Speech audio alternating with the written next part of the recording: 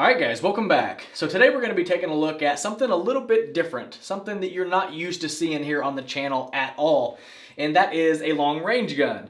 And as you can tell, the gun sitting here on the bench is an absolute beast. I actually had to bust out the wide angle lens, push the camera back a little bit further just so I could get the whole gun in shot so you guys can see it. So you can probably see me over here leaning against the bench, trying to get as close to the camera as I can so you guys can actually hear me. But this thing is an absolute beast. But what we have here in front of us is the Ruger Precision Rifle, chambered in 6.5 Creedmoor. Now, right off the bat, I'm just going to let you guys know that I am not a long-range shooter. I have no experience hardly at all shooting long range. It's just never something that I've got into, mainly because I never really had the space to do it. And also the 6.5 Creedmoor, again, no experience with that round before I was able to borrow this rifle from a buddy of mine and all that. So I just want to put that out there up front. And so I just want to show you guys the gun, talk about my experiences with it, and show you guys some groups that I was able to shoot with it. And once you guys see the groups, you'll be able to confirm that I'm no long-range shooter. I definitely did the gun injustice with these groups. I mean, they were okay. I was happy with them because, you know, of me not being a long-range shooter. I was okay with them. But this gun is definitely capable of much more than I'm able to provide. But anyway. Like I was saying, this is borrowed from a buddy of mine. He bought this thing, and this was his first experience with one of these rifles and with the 6.5 Creedmoor round. And he knew he wanted a long-range gun. He likes the long-range stuff.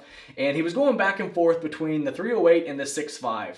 And he really wasn't sure which way he wanted to go. He liked the idea and the benefits of the 6.5, but he also was going back to 308 because, you know, 308 is a NATO round. It's been around for a long time. It's probably going to be around for much longer. But the 6.5, you know, it's the hotness right now. But is it going to be around 10 years down the road? But as you can tell, he decided on the 6.5, and he's been very happy with it. I really enjoyed it out at the range, and it was a lot of fun. But right off the bat, you're going to notice that he did do some upgrades to it. He did put a scope on it, he put a bipod on it, and really the rest of the rifle was how it came. And I know it's kind of far back, so it's not really close-up shots of all this, but it does have a nice key mod handguard on it, a nice muzzle brake down there at the end, which really did a good job taming the recoil. And then it has Ruger's version of the Magpul PRS, I think it's called. It has adjustable cheek piece, adjustable length, and all different types of stuff. So very nice stock setup on it. And if you can see this, it is a folding stock, so you can fold this thing up and make it into a smaller package for storage or transportation or whatever. So it has a lot of nice features, and it did come with two 10-round magazines. These are 7.62 by 51, so they are 308 magazines, and they work with the 6.5 Creedmoor, so it did come with two of those. And so yeah, I guess that's really what it came with. But as you can tell, he did add the scope like I was saying, and this is a Vortex Viper PST 6x24 by 50, and this thing is a really nice scope, very nice and clear, and it was a pleasure to use it. And this does have the illuminated reticle and all that, so very nice scope that he put on here. And he did go with Vortex rings to mount it with it, and he did go with a Harris bipod. So he's got a very nice setup here. And the range day that I was able to have with it, I did take it out to a range that was somewhat local that went out to 300 yards, and I was able to do some 100-yard groups and some 300-yard groups. And you know, like I said, just had some fun with it. No expert at all, but got some decent results. And I guess before I show you guys the groups, we'll talk about a few of the features that I really like. For one, the bolt does have a very smooth action, and I know that it's going to be hard for you guys to tell that on camera, but I will say that the bolt, very easy to operate, very smooth action. But I guess probably the biggest thing that kind of surprised me was the trigger that came factory in this thing. The trigger on this is very light, very little travel, and very crisp break. And maybe I'll try to get a close-up video that I'll lay over top of this so you guys can actually see it in action. But you have a little safety there in the center, but pretty much as soon as you move that safety out of the way, it goes off. I mean, it's like the nicest 1911 trigger that you've ever felt, and then somebody made it better. That's what it feels like. I mean, this trigger is absolutely amazing. I mean, I bet there's only a 1/16 of travel in this trigger, and it is adjustable between 2¼ pounds to 5 pounds, and I haven't actually measured it, but I bet it's I bet it's right around the 3-pound mark, if I had to guess. But there is absolutely no movement. The crispest, nicest factory trigger I think I've ever felt. So that definitely did help when I was out at the range, and it helped me do a little bit better and make up for some of my lack of expertise in this category. But the brake that was on the end of this thing, I mean, it was very pleasurable to shoot. It didn't really jolt me around, but I wasn't sure how the round was going to be. I figured it would be 308-ish.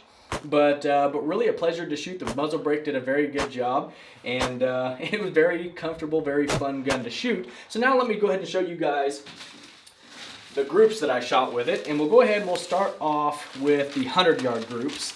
And these weren't all that impressive, and again, these were capable of much more, but here are a few of the groups. We got that one right up there at the top, that was 1.25 inches. This one down here at the bottom, these are all 3-shot groups. This one was 1 7/8. The one in the center there, this did have some 308 shots that a buddy of mine was shooting at, but this 3 right here was 1 7/16. Down here, this one was 1 15/16, just shy of 2 inches. And this one was my best one at right at 1 inch. So, like I said, I was happy with it because of my lack of any type of long-range skills, but this gun was definitely capable of more. And I'll throw up some pictures here in a minute of some groups that my buddy shot with it at 100 yards, and that's more along the lines of what this gun's capable of. But that was my 100-yard groups. Now I shot three shot groups at 300 yards, and I was pretty happy with it. I got one down here at the bottom. That group right there was 3.5 inches. This one over here was 3.25 inches, and then my pride and joy right here, I shot this group right here, which is 1 7/8 at 300 yards. So I know that's not what I'm capable of. That was probably a fluke, but like I said, very happy with that group. I was very pleased to see that when we walked up on it. But I guess some things that I noticed while shooting this thing with the scope that's on it. Like I said, this is a 6-24.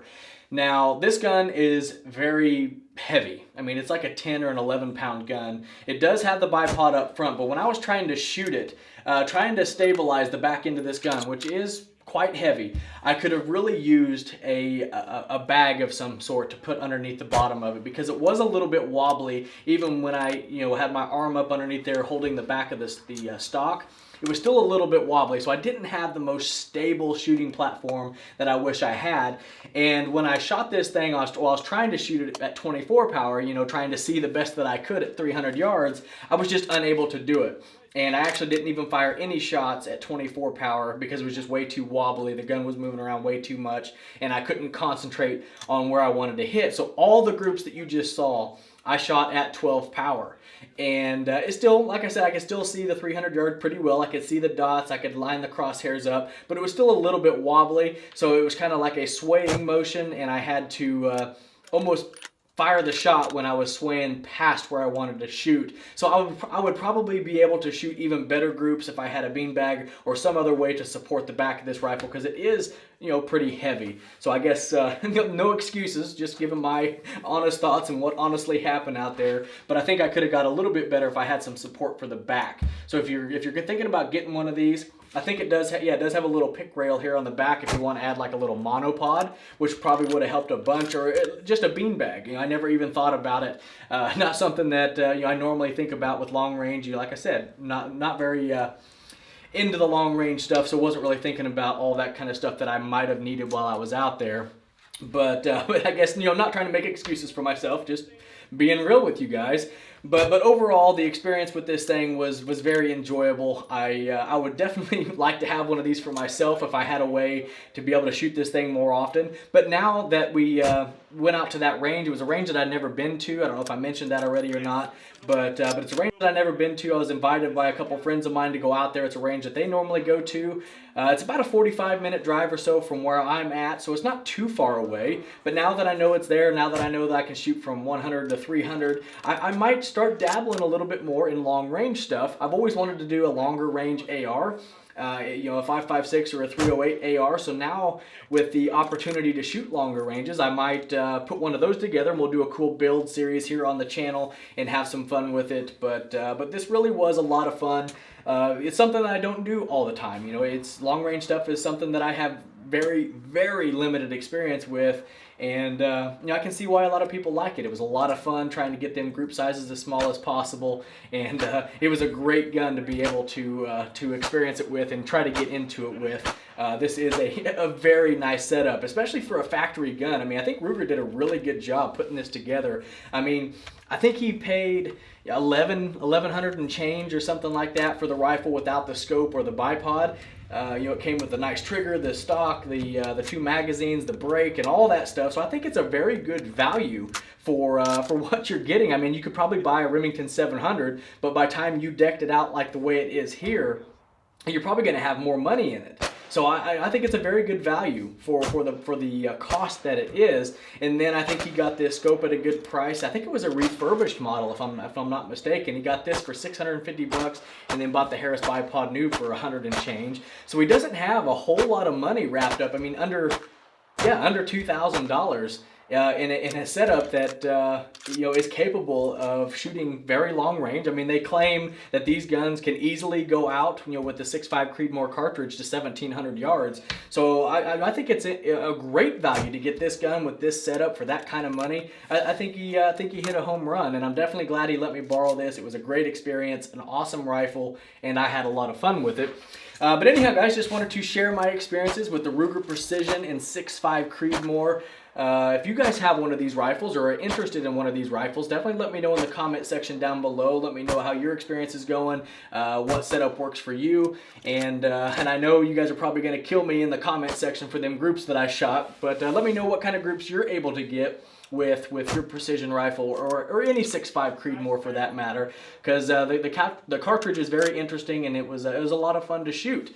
But anyhow, guys, I think I rambled on long enough. I appreciate all of you guys coming and hanging out and watching the video. And if you have any questions, comments, concerns, as always, leave it in the comment section down below and I'll do my best to get back with you. Before you take off, make sure you do check the description box. I got a ton of stuff listed down there. Channel sponsors, social media, big list of companies for you guys to go show some love to, because they have helped out the channel in one way or another. So definitely go look them guys up. Let them know that I sent you. I would greatly appreciate that. And as always, I appreciate each and every one of you guys watching, and we'll catch you in the next one.